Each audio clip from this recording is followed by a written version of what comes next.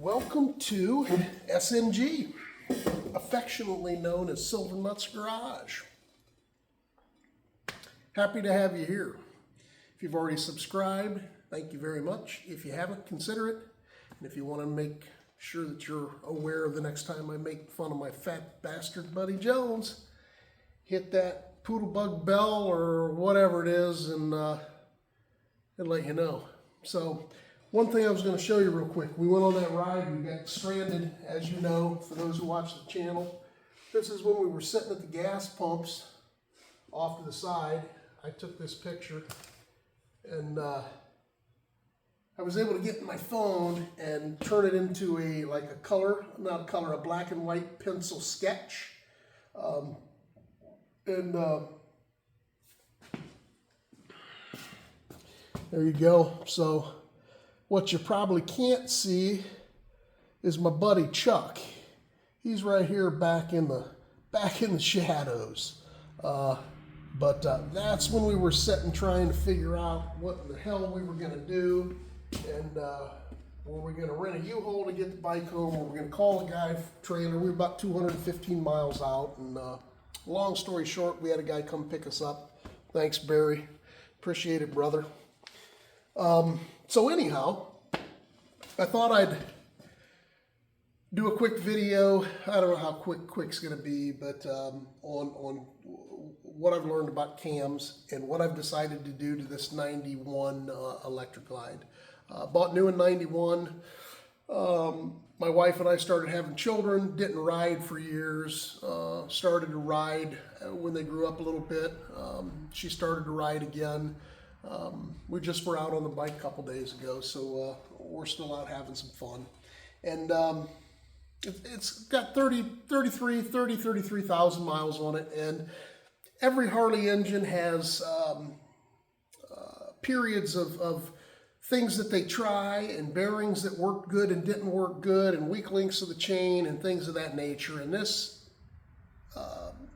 bike happens to have a couple of things that were known for Evolution engines, and I wanted to stay ahead of the ball game because one of the things that I was doing prior, I was getting into here to primarily change the tappets or the lifters, because the lifters was a little bit more of an angle to the push rods that put a little bit more wear on the lifters than like a twin cam, the Evo does. And 30,000, 40,000 miles, the bearings go bad, they fall out, and they can,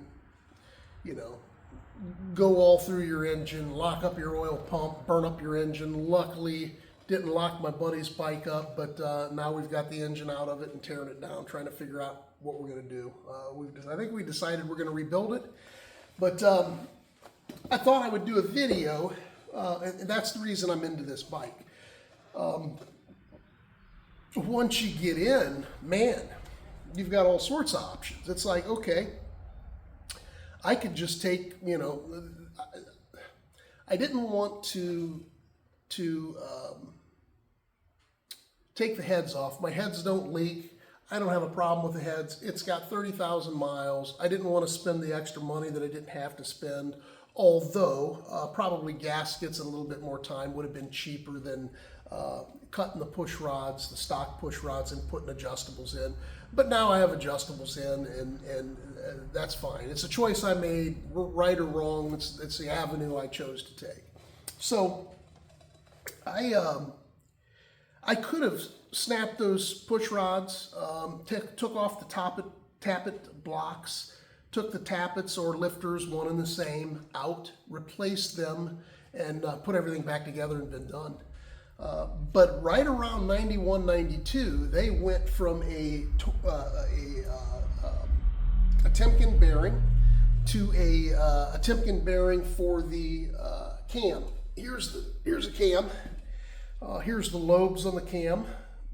There's a bearing right here, and that bearing is the one I'm talking about.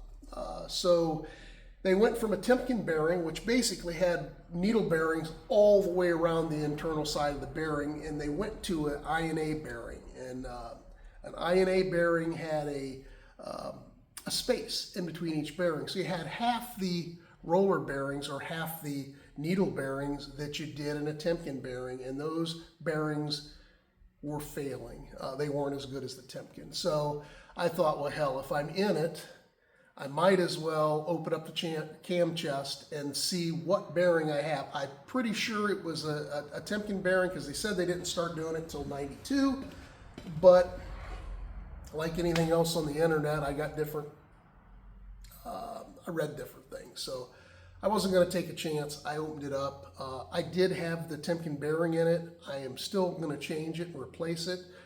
They're 18, 19 bucks. Cheap insurance, and while you're in there, it's like, do I put a little hotter cam in, you know, and what does that entail? So, you know, and you look at the Evos and the cams that are available, and they're cheap compared to other cams, and cheap, I mean, you can get one for under 200 bucks, a bolt-in, and what a bolt-in is an engineered cam that doesn't require you to change your heads, your valve springs, and really do much of anything other than bolt the cam in and you know, fine tune some things. You might have to tune the carb.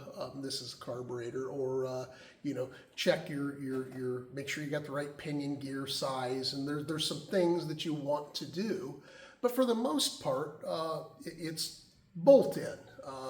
Or slip in, and you don't have to you know, unlike a you know, a high load cam that's more aggressive, that you need to do other things, and if you don't do other things, you'll tear other things up, start a snowball effect. So I chose to go with a mild cam, and the next question is like, or thing that I had to figure out is, what cam do I want? What brand cam do I want? And what size cam do I want? So I did a lot of research, right or wrong, indifferent. I chose an Andrews cam, and I went with an EV23. The hot cam seems to be the EV27, is the one that most people get. The EV23 had a little bit more torque on the low range, and how do you know what you want is how you ride. You want to match it to your riding style.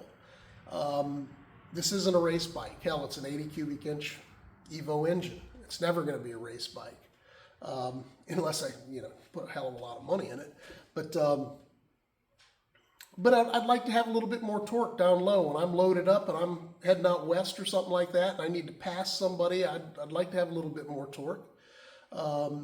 So I was looking more low to mid-range, and they were really close. I mean, the EV23 compared to the EV27, if you looked at the charts, you know, it came on a couple hundred RPM sooner, 200-300 RPM sooner, maybe about 1800 RPM, and man, it pulls clear up to, you know, 5200 RPMs, and very rarely am I running 5200 RPMs. I mean, that's when I'm you know, jamming gears and winding it out. But if I'm on the highway and I'm doing 85, you know, 90, this Evo is running 3600 RPM, give or take. And, you know, it was at a sweet spot for me. At least I hope. We're going to see once I put it in. So that's, you know, cams, man, there's all sorts of videos out there on cams. Do your research. There's a bolt-in just from, you know, Andrews, the EV13, EV23, EV27, and maybe 3 or 4 other ones that, you know, I know there's 3 or 4 other ones that I'm not familiar with. So anyhow,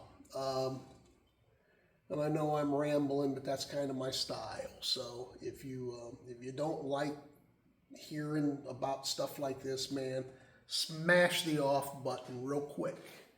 No, I won't be much longer, but cam. So I said, okay, here's my EV23. I have my cam. A couple things that I've learned is that one thing you want to make sure you do is, if you are going to use the gear that came on the cam, you need to measure your old gear, which takes, for this early model Evo, I think like 92 and less and older, earlier, you needed to get 108,000, a couple 108,000 diameter pins. And you put a pin across from each other, a little rubber band to hold them, and you mic that and find out what your gear is that you took out of your bike. And, well, two ways to do it. Let's mic the new one, and whatever it is, you need to cross-reference in your manual to the right pinion gear, the right colored pinion gear, so that it's not too tight. If it's too tight, these things will whine, and that's not good for the bearings. And if they're too loose, they'll make noise. Better to be too loose than to whine, because too loose isn't going to do a whole bunch. You don't want it crazy, you know, there's a point of no return, but hell, you can run them clear up to 50 thousandths. I mean, the tolerance is up to, you know, like 5 to 50 thousandths tolerance, or that's actually in play. But that's another thing I'll talk about. But so you can do that, and I've decided that, you know what, my gear that I took out of there only has 30,000 miles. It's married to my pinion gear. I am going to press my gear off of the camshaft. I'm going to press this new gear off, and I'm going to put my cam gear on this, and I don't have to do any measuring. I don't have to worry about it. It'll be right where I need it to be. All I have to do is get it pressed in exactly the right spot so that everything's timed. So I will get into how to do that, but you know, you measure, you put a couple marks, and there's a lot of great videos on it, and when you press it on to the two marks, and you're good to go. So another thing is the end play on these. You're supposed to, this gear that came out of the Evolution has this washer, and I think they call it, I think it was number 21, cam gear thrust washer. And that's all that was in there. There were no shims. And they didn't need the shims because they engineered it, this camshaft, to be the right length to where they used this, whatever size this is, 50 thousandths or something, and you were good to go. The newer than, you know, 93 seems to be when they changed some things. They changed gears. They changed because they wanted to make everything standard, so kind of these replacement gears would fit in all of the years. So the replacement gear is a little bit shorter by about 50 thousandths. So you have to add a shim. I'm going to have to shim it and check the tolerances, but I'm thinking about a 55,000 shim to make up for the difference in the length of the shaft. That way you can use these cams because they're shorter in both the early model Evos and the late model Evos. That's why they did that. So there's some knowledge that won't do anything for anybody, you know, unless you're probably into a project like this, you might want to know. But great videos out there. Fixer Foo is a wealth of knowledge. He's got a lot of good cam videos. But so that's what I'm going to do. I'm going to press this off. I'm going to press it on. So I'll do a video about that coming up. And I'm hoping hope the weather gets a little cooler. I'm hoping within a week, if I get some time, you know, a weekend, a good long day, I can have this bike back on the road. I'd like to ride it before the end of the season. So my buddy Buck's heading to Iowa to a swap meet. He's going to pick up a shovel. Looking forward to seeing that. I was going to make the trip with him, but he has to leave on Wednesday. I thought we were going to go on Friday. I have some obligations and won't be able to go with him. But safe travels, Buck. and everything is good. So if you have a chance, smash that poodle bug, bang that bell, punch that monkey in the throat. Have fun riding, ride safe. If you ride them hard and put them away wet. That's what I say. But anyhow, if you ride them, wrench them, but only if you want to. Thanks, enjoy your evening, and we will catch you once we start to press these cams gears off. Later.